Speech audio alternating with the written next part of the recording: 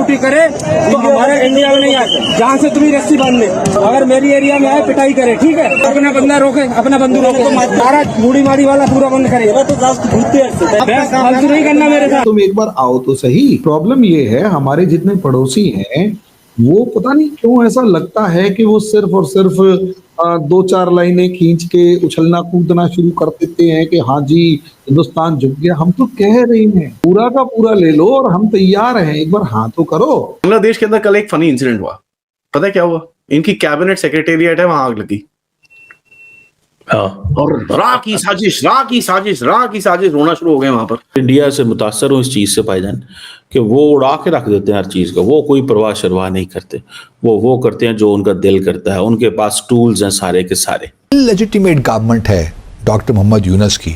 अच्छा, illegitimate government किस तरह ये रिक्वेस्ट कर सकती है और किस तरह ये आइन में तब्दीलियां कर सकती है? बांग्लादेश आज की डेट में अंडर सीज है। जिहादी लैंड, बांग्लादेश को अपना नाम चेंज कर देना चाहिए, बोलना चाहिए अपने आप को जिहादी लैंड। और जो इस्लामिक कैलिफेट की तरफ ये बढ़ रहे हैं, जहां पर यूनिस अपने आप को खलीफ डिक्लेयर करेगा, भैया कर लो, खत्म करो। 271 किलोमीटर केवल उसका म्यांमार से खुला हुआ था, बाकी पूरा का पूरा जो है वो भारत से घिरा हुआ है और कोई उनके पास कहीं जाने का रास्ता नहीं, कहीं से किसी तरह का। और इंडिया ने अपने अंदर से वो निकाल दिया है, ये जो महकूमों वाली सोचें थी ना, उन्होंने बरतानिया को, बाकी मुल्कों को, उन्होंने ये डीकॉलोनाइजेशन जो है वो अपने दिमागों से कर रहे हैं। It will take them a lot of time. दोस्तों, आप सब जानते हैं लगातार बांग्लादेशी भारत और बांग्लादेश के बॉर्डर में घुसपैठ करने की कोशिश कर रहे हैं और इसके साथ साथ बांग्लादेश की आर्मी भी इन लोगों की साथ दे रही है, जहां पर जानबूझ करके बांग्लादेशियों को भारत के अंदर घुसपैठ कराने की मदद कर रहे हैं। तो दोस्तों, इसी दौरान अब एक वीडियो काफ़ी ज़्यादा वायरल हो रही है पूरे इंटरनेट पर, जहाँ पर भारत के BSF जवानों ने बांग्लादेशी आर्मी की अच्छी खासी क्लास लगाई और उनसे कहा कि अगर कोई भी बांग्लादेशी भारत के अंदर घुसने की कोशिश करता है या फिर भारत के एरिया में आने की कोशिश करता है तो उसे दम भर के पीटा जाएगा, और यहाँ तक कि शूट एट साइट की भी ऑर्डर दे चुकी है। इसके साथ साथ अब BSF के जवान ने उस बांग्लादेशी आर्मी को धमकाते हुए कहा कि अगली बार इस तरह की कोशिश ना करें और भारत से पंगा ना ले। इसके साथ साथ दोस्तों, दूसरी एक बड़ी इंसिडेंट हुई है, जहाँ पर बांग्लादेश के सेक्रेटेरिएट यानी कि सरकारी दफ्तर पर एक बड़ी आग लग गई है, जहाँ पर बांग्लादेश को काफ़ी बड़ा नुकसान हुआ है। तो अब बांग्लादेश इसका इल्ज़ाम भी भारत पर लगा रहा है और भारत की खुफिया एजेंसी रॉ पर लगा रहा है। तो चलिए इसी पर आगे पाकिस्तानी मीडिया का रिएक्शन देखते हैं। अगर आपको हमारा यह वीडियो पसंद आया तो वीडियो को लाइक करें और हमारे चैनल को सब्सक्राइब कर लें। चाहते हैं तुम एक बार आओ तो सही, हम मना नहीं कर रहे, शुरू तो करो।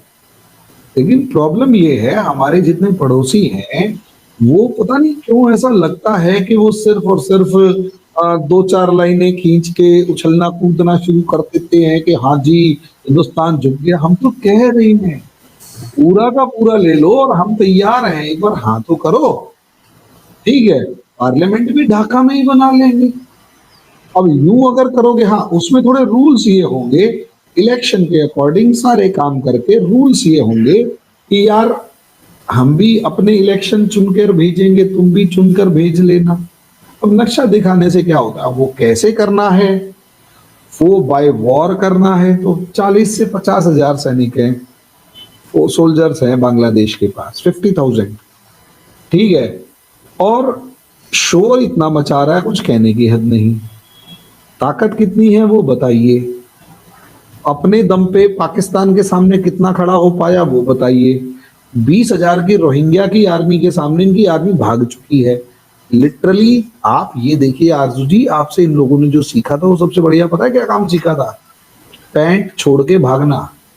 जैसे 93,000 सोल्जर्स पैंट छोड़कर भागे थे। अब आप कहोगे 50 साल पुरानी बात याद रखते हैं, माफ करो, हाँ 50 साल पुरानी नहीं है। आपको लगता है 50 साल पुरानी है जो आपने। अच्छा एक बात हो, आपके यहाँ एक वो है ना, क्या कहते हैं, एक नाम भूल गया, वो TTP वालों के सामने जिस तरीके से पाकिस्तानी आर्मी की हालत है।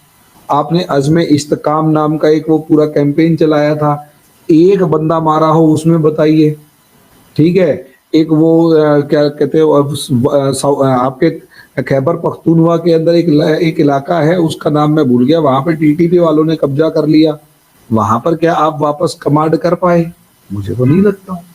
आप नहीं। अफगानिस्तान जिस डूरंड लाइन को खत्म कर रहा है, क्या आप वहां पर दोबारा कब्जा कर पा रहे हैं? मुझे तो नहीं लग रहा। तो पैंट छोड़ के भागना असलियत में पाकिस्तान वो नहीं है कि 93,000 है, वो तो अपने आप में एक हिस्ट्री है। तो रोज जो पैंट छोड़ के भागता है। अच्छा एक बात बताओ, मच एक शहर है क्वेटा के पास, जहां तक मुझे याद है, उस मच के अंदर मात्र 65 बलोची आए थे। फिदाइन ब्रिगेड कौन सी ब्रिगेड थी, उस मात्र 65 ने, सिर्फ 65 लोगों ने पूरे के पूरे शहर पे कब्जा कर लिया, और क्वेटा से सिर्फ 40 किलोमीटर दूर 4 दिन तक आपकी आर्मी वहां नहीं पहुंचती। अब आप बताइए उसके बारे में। एक बड़ा फनी इंसिडेंट हुआ बांग्लादेश के अंदर। वैसे भी यूनिस की जमीन के तले से, सॉरी, पैरों के तले से जमीन खिसकती रहती है। कल एक बड़ा मतलब ऐसा इंसिडेंट हुआ जहां देख के भैया अब यूनिस को भी बोलना शुरू हो गया, ये तो साजिश हो रही है हमारे अगेंस्ट। रा नहीं बोला, चलो ठीक है, अभी तक पूरे पाकिस्तानी बने नहीं है, लेकिन साजिश का नाम ऑलरेडी इन लोगों ने लेना शुरू कर दिया है।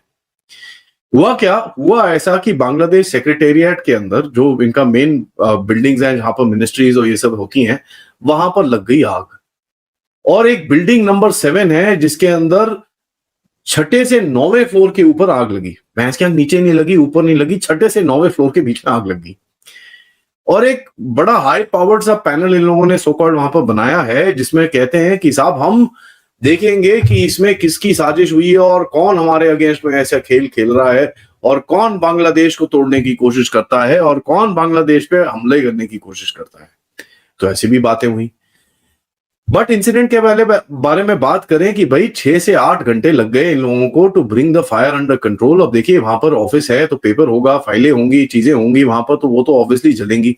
फर्नीचर होगा, कर्टन होंगे, कितनी सारी चीजें होंगी, वो तो पूरा जलेगी, और जब तक पूरी तरह से राख नहीं होगा तब तक जलेगी जलेगी। जो आग लगी वो 3 स्पॉट्स में लगी एक साथ, और ये बड़ी इंटरेस्टिंग है कि भैया 3 स्पॉट्स में एक जगह एक साथ आग लगी, 6 और 9वें फ्लोर के बीच में। और ये लगी करीब 1:30 बजे रात को। सुबह 8 साढ़े 8 बजे तक ये आग ही बुझा रहे थे, इनसे कुछ हुआ नहीं। 19-20 वहां पर फायर टेंडर्स आ गए, उसके बाद भी आग को कंट्रोल में रहना इनके लिए बड़ा डिफिकल्ट हो गया था। स्टेटमेंट्स के हिसाब से आसिफ महमूद सजीब भुइयां करके एक बंदा है जो एंटी डिस्क्रिमिनेशन स्टूडेंट मूवमेंट का लीडर है, उसने बोला कि साहब ये शेख हसीना के जितने लोग हैं ये कंस्पिरेसी करते हैं, और ये जिस तरह से एक्टिविटीज इनकी चल रही है इसमें तो पूरा पूरा शेख हसीना का स्टैंप लगा हुआ है। भैया बोलते हैं ना, जज जूरी एग्जीक्यूशनर एक ही झटके में उसने लगा दिया।